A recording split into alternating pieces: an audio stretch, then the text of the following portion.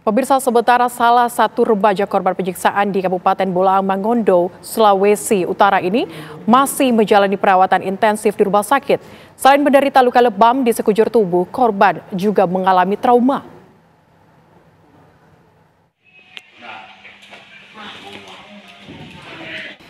Beginilah kondisi RPM, remaja 12 tahun korban kebiadaban Ali Kenter, seorang bos tambang ilegal di Desa Lanut, Kecamatan Modayak, Kabupaten Bolaang Mongondo Timur. RPM masih menjalani perawatan intensif di Rumah Sakit Prof. Kandau Manado. Meski kondisinya berangsur membaik, namun korban masih harus menunggu hasil ronsen dan CT scan. Yang luka itu yang bengkak sebelah dada, ronsen itu, baru bekas sayatan sebelah kanan telinga ini, sayatan pakai sangkur, baru ini bengkak dengan ini tanda tali, campuran tali, baru belakang, baru dada ini diinjak tanda, tapi sekarang tinggal sini yang bengkak dengan belakang. Baru sini masih ada yang merah sih. Anak yang satu kondisinya bagaimana? Nah, kalau anak yang satu itu telinga sebelah kiri, saya pakai sangkur lagi. Baru di bibir ini di atas luka itu, baru belakang akibat apa? Kena tali, dicambuk pakai tali nilon. Keluarga berharap Ali Kenter dan anak buahnya mendapat hukuman yang setimpal. Sebelumnya, dua remaja kakak beradik ini disiksa usai dituduh mencuri uang. Dari Manado, Sulawesi Utara, Marwan Dias Aswan, TV One mengabarkan.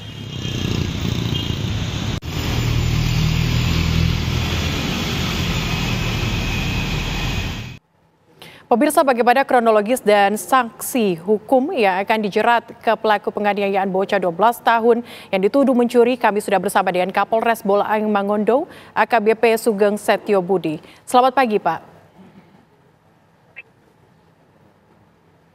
Pak Kapolres, selamat pagi. Selamat pagi. Oke, Pak, boleh diceritakan bagaimana kemudian kronologis yang sudah Anda himpun? Apakah benar korban ini melakukan pencurian? Sementara untuk barang bukti hasil pencurian belum terbukti karena kami belum menerima uang yang disangkakan oleh Pak Ali Kenter sebesar 360 juta yang dicuri oleh anak tersebut. Hanya baru diduga. Baik, baru diduga terjadinya pencurian. Apa kemudian yang mendasari bos tersebut melakukan hal tersebut kepada sang anak berusia 12 tahun?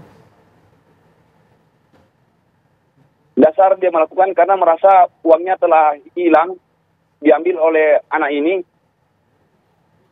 secara bertahap kurang lebih 360 juta. Oke, Pak Kapolres, apakah sempat sudah dikonfirmasi kepada sang ayah terkait dengan pencurian tersebut? Sementara sudah kami konfirmasi, tapi sampai saat ini kami masih menunggu dari anak yang kena aniaya, karena masih menjalani perawatan, kami belum bisa mengambil keterangan. Oke, tetapi sebelum dilakukannya penganiayaan kepada bocah 12 tahun, apakah memang sudah ada pembicaraan begitu kepada sang ayah?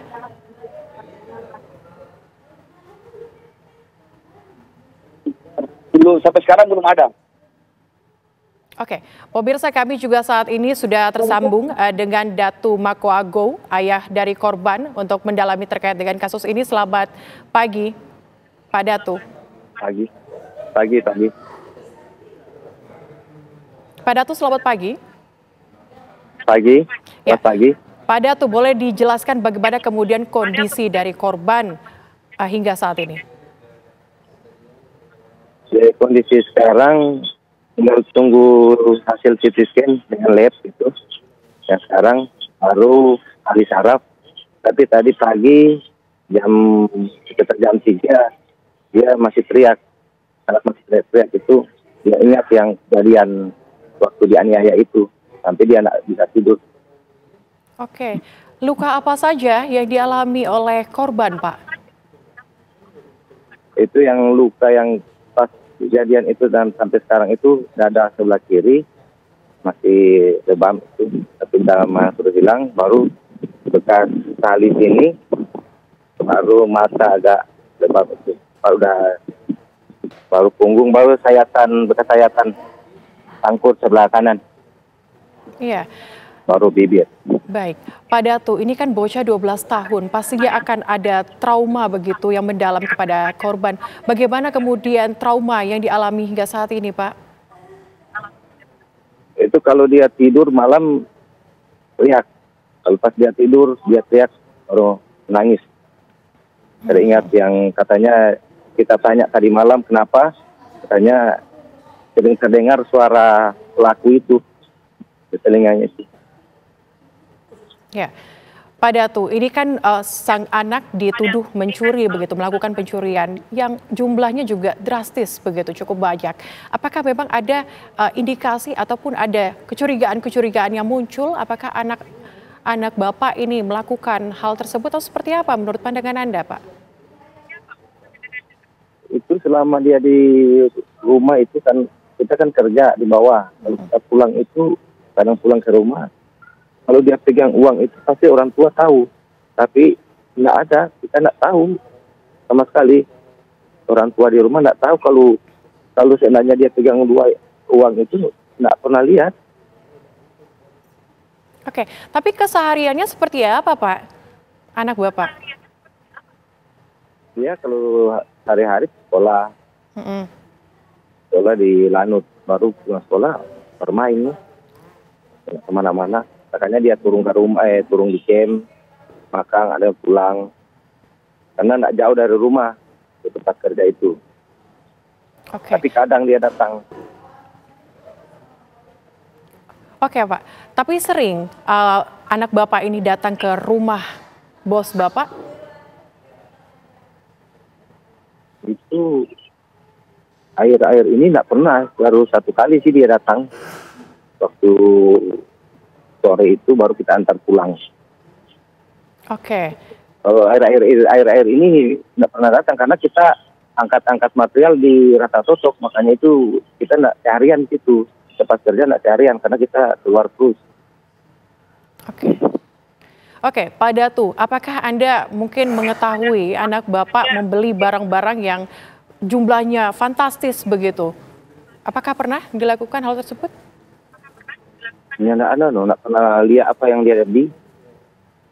Dan dia minta jajan di sekolah kita kasih. Oke, baik Pak Datu, kami akan kembali ke Bapak Kapolres untuk mendalami kembali. Pak, apakah sudah ditemukan hal baru begitu pembaruan dari kasus ini setelah dilakukan pemeriksaan?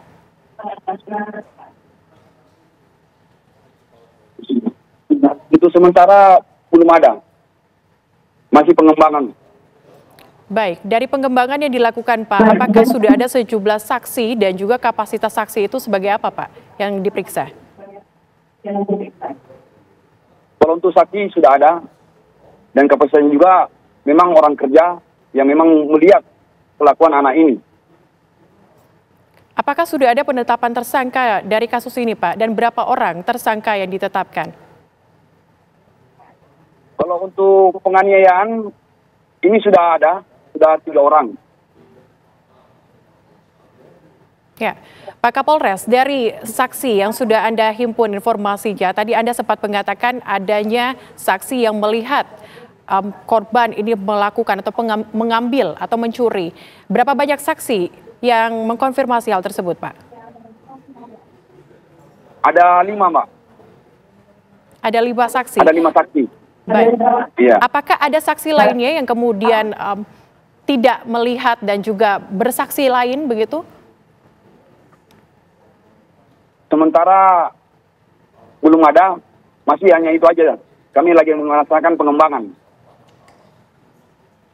Oke Pak, kalau dari saksi atau keterangan saksi yang sudah Anda himpun, apakah memang korban ini merupakan kali kedua mungkin atau beberapa kali melakukan pencurian tersebut atau seperti apa Pak informasi saat ini? Kalau menurut dari saksi, kegiatan anak ini mencuri sudah 2 bulan terakhir ini.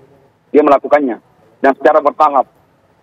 Oke, berapa jumlah total yang dicuri oleh sang anak, Pak? Kalau menurut pengakuan dari Ali Kenter, itu sekitar 360 juta rupiah. Tetapi dari keterangan para saksi, bagaimana kemudian sang anak mengambil 360 juta tersebut, Pak? Saat ini informasinya apa, Pak? Karena kejadian ini sudah berlangsung selama 2 bulan dan pengambilan anak ini tidak langsung 360 juta. Ada yang 50 juta, ada yang 18 juta, ada yang 14 juta, ada yang 28 juta. Nah, itu di total selama 2 bulan berjumlah 360 juta. Itu menurut pengakuan Ali Kenter. Oke, tetapi tadi kami sempat mengkonfirmasi kepada ayah korban, namun ayah korban ini membantah adanya dugaan pencurian tersebut. Bagaimana tanggapannya Pak Kapolres?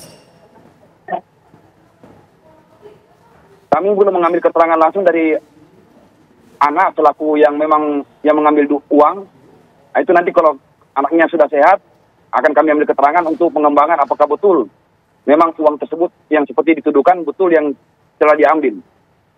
Baik, Pak Kapolres, kami harapkan semoga kasus ini mengambil titik terang begitu dan segera diketahui apa yang kemudian menjadi penyebab dari dugaan pencurian tersebut. Terima kasih Pak Kapolres dan juga tadi sudah bergabung bersama dengan kami Pak Datu Makoago yang merupakan ayah dari korban. Sehat selalu dan terima kasih sudah bergabung di Kabar Utama pagi hari ini.